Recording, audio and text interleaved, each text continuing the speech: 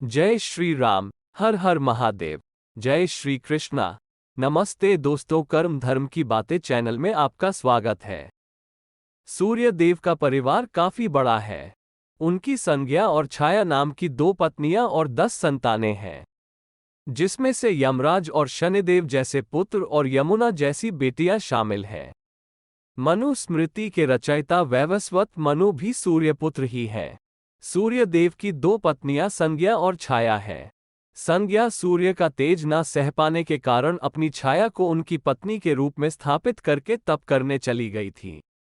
लंबे समय तक छाया को ही अपनी प्रथम पत्नी समझकर सूर्य उनके साथ रहते रहे। ये राज बहुत बाद में खुला कि वे संज्ञा नहीं छाया है। संज्ञा से सूर्य को जुड़वां अश्विनी कुमारों के रूप में 2 बेटों सहित 6 संतानें हुई, जबकि छाया से उनकी 4 संतानें थीं। देव शिल्पी विश्वकर्मा सूर्य पत्नी संज्ञा के पिता थे और इस नाते उनके श्वशुर हुए। उन्होंने ही संज्ञा के तप करने जाने की जानकारी सूर्य देव को दी थी।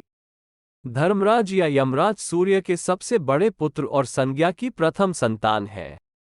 यमी यानी यमुना नदी सूर्य की दूसरी संतान और ज्येष्ठ पुत्री हैं, जो अपनी माता संज्ञा को सूर्यदेव से मिले आशीर्वाद चलते पृथ्वी पर नदी के रूप में प्रसिद्ध हुई।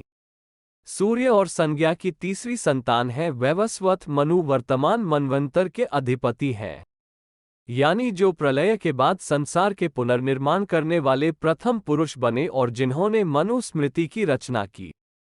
सूर्य और छाया की प्रथम संतान है शनिदेव, जिन्हें कर्मफल दाता और न्यायाधिकारी भी कहा जाता है। अपने जन्म से शनि अपने पिता से शत्रु भाव रखते थे। भगवान शंकर के वरदान से वे नवग्रहों में सर्वश्रेष्ठ स्थान पर नियुक्त हुए और मानव तो क्या देवता भी उनके नाम से भयभीत रहते हैं। छाया और सूर्य की कन्या तप्ती का विवाह अत्यंत धर्मात्मा सोमवंशी राजा संवरण के साथ हुआ। कुरुवंश के स्थापक राजर्षि कुरु इन दोनों की ही संतान थे, जिनसे कौरवों की उत्पत्ति हुई। सूर्य और छाया पुत्री विष्टि भद्रा नाम से नक्षत्र लोक में प्रविष्ट हुई। भद्रा काले वर्ण, लंबे केश, बड़े बड़े दांत तथा भयंकर रूप वाली कन्या है। भद्रा गधे के मुख और लंबे पूंछ और 3 पैरयुक्त उत्पन्न हुई। शनि की तरह ही इसका स्वभाव भी कड़क बताया गया है।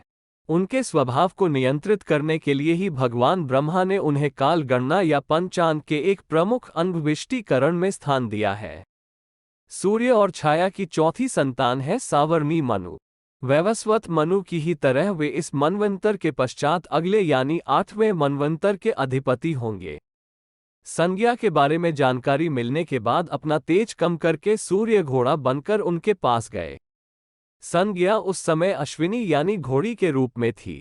दोनों के संयोग से जुड़वां अश्विनी कुमारों की उत्पत्ति हुई, जो देवताओं के वैद्य हैं। कहते हैं कि दधीची से मधु विद्या सीखने के लिए उनके धड़ पर घोड़े का सिर रख दिया गया था और तब उनसे मधु विद्या सीखी थी। अत्यंत रूपवान माने जाने वाले अश्विनी कुमार नासत्य और दस्त्र के नाम से भी प्रसिद्ध हुए।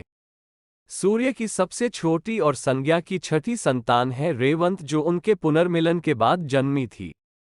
रेवंत निरंतर भगवान सूर्य की सेवा में रहते हैं।